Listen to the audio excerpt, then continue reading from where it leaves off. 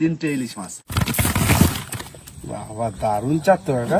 নমস্কার বন্ধুরা, আশা করি সবাই ভালো আছো। ওয়াইল্ড লাইফ অফ সুন্দরবন 2.0 সবাইকে জানাই স্বাগত। বন্ধুরা আজও কিন্তু বেরিয়ে পড়লাম আবারও ফিশিং করতে। তা আজকে আবার কন্টিনিউ ফিশিং করতে, তাই তো? একদম। আর আজকে যাচ্ছি কিন্তু এই তোমার আজকে গন্ডা কি দাদা? দ্বাদশীর গন কিন্তু গনের শুরুতেই কিন্তু মাছ হয় ভালো, কাঁচি গোন একদম। আর চার কিন্তু অলরেডি নিয়ে এসেছি, কেননা এই মানে জল কাটছে না, ওয়েদারটা খুবই খারাপ। ওয়েদার খারাপের জন্য কিন্তু নদীর জল কাটছে না, তা চার ধরা যাচ্ছে না, তাই উপর থেকে চার নিয়ে এসেছি। তো সেই চারই আজকে রানিং গাঁথা হবে আর রানিং ফেলা হবে, তাই না? আজকে নিয়ে এসেছি পাইসে মাছ, আর সাথে রয়েছে হরিণা চিংড়ি, পুরো জ্যান্ত একদম।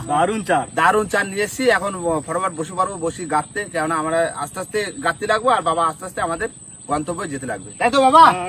তো চলো বেশি দেরি না করে আজকে ভিডিওটা এখান থেকে শুরু করছি। বন্ধুরা এবার কিন্তু চারগুলো ঢেলে নেবো। বাবা দারুণ চার তো এটা। চিংড়ি পাইছে কাটে দেবা, চিংড়ি গোটা পুরো ফ্রেশ। চিংড়ি পুরো টাটকা হই না চিংড়ি, একদম জ্যান্ত। না গাছি দিলাম মা গো। হরিণা কি আর পাওনি? না না না, যা পাইছি তাই। হরিণা পাইছি, ঠিক আছে, সব মিলিয়ে দেবো তো। হ্যাঁ, একটা হরিণা একটা পাচ্ছে হয়ে যাবে। তাহলে ভাই আমিও শুরু করি। একদম রানিং শুরু করে দাও, চিংড়ি পাইছি মিলিয়ে দাও।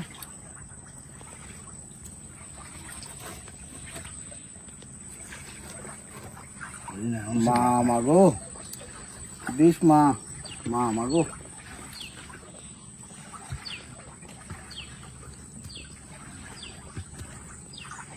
একদম চকো পাইছে, সুন্দর চার।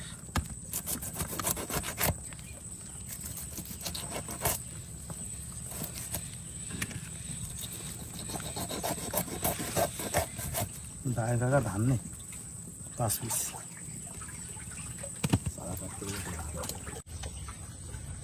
একটা ধরে তো একটা লাভ হয়ে যায়।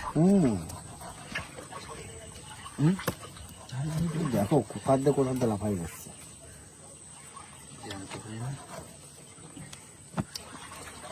লাফাই গেলে হবে না।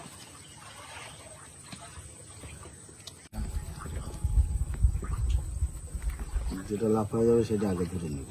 লাফা চলে গেছে হাতে।